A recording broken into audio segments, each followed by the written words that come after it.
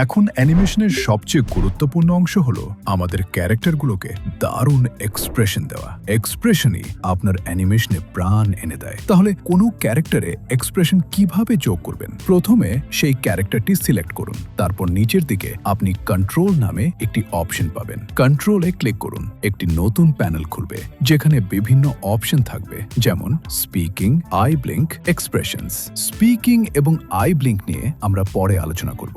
এখন আমরা শুধু এক্সপ্রেশনসে ফোকাস করি। এক্সপ্রেশনস ট্যাবের মধ্যে আপনি অনেক ধরনের এক্সপ্রেশন পাবেন, যেমন angry face with lip sync, bored face, carefree face, clapping expression.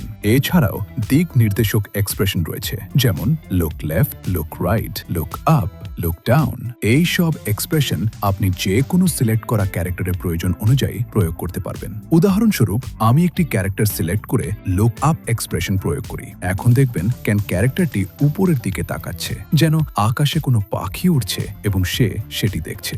Search bar ব্যবহার। এক্সপ্রেশনস প্যানেলের মধ্যে একটি সার্চ বারও রয়েছে। ধরুন আমি লুক বিহাইন্ড লিখে সার্চ করি, এক্সপ্রেশনটি সিলেক্ট করে অ্যাপ্লাই করি। এখন দেখবেন ক্যারেক্টারটি পিছনে ফিরে তাকাচ্ছে। এইভাবে আমরা এক্সপ্রেশনস ট্যাব ব্যবহার করে মাথার দিক পরিবর্তন করতে পারি। শুধু দিক নয়, আবেগও পরিবর্তন করুন। এক্সপ্রেশনস শুধু মাথা ঘোরানোর জন্য নয়, আপনি আবেগও যোগ করতে পারেন, যেমন চিয়ারফুল, স্যাড, অ্যাংরি, হ্যাপি। উদাহরণ, এবার আমরা আরেকটি ক্যারেক্টার ক্যানভাসে যোগ করি। ধরুন একটি আইডল ক্যারেক্টার রাখলাম। ক্যারেক্টার রাখার পর কন্ট্রোল প্যানেলে যাই। এখন স্যাড এক্সপ্রেশন সিলেক্ট করে অ্যাপ্লাই করি। জুম ইন করে দেখুন তার ভ্রু বদলে গেছে, মুখের আকার পরিবর্তন হয়েছে এবং সে সত্যি দুঃখী দেখাচ্ছে। এবার আবার কন্ট্রোলে গিয়ে অ্যাংরি এক্সপ্রেশন সিলেক্ট করি। দেখবেন ভ্রু তীক্ষ্ণ হয়ে গেছে, চোখের অভিব্যক্তি বদলেছে এবং সে রাগান্বিত দেখাচ্ছে। এক্সপ্রেশনস দিয়ে কি কি পরিবর্তন করা যায়? এক্সপ্রেশনস ট্যাবের মাধ্যমে আপনি মাথার দিক, চোখের মুভমেন্ট, ভ্রুর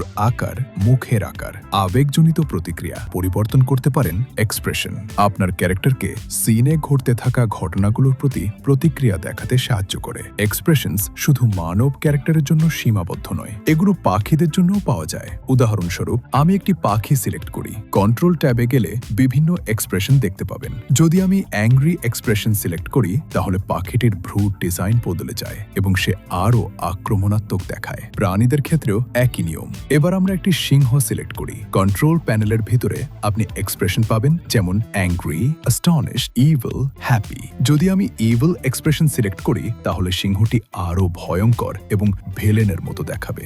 শেষ কথা, এইভাবে আমরা এক্সপ্রেশন পরিবর্তন করতে পারি।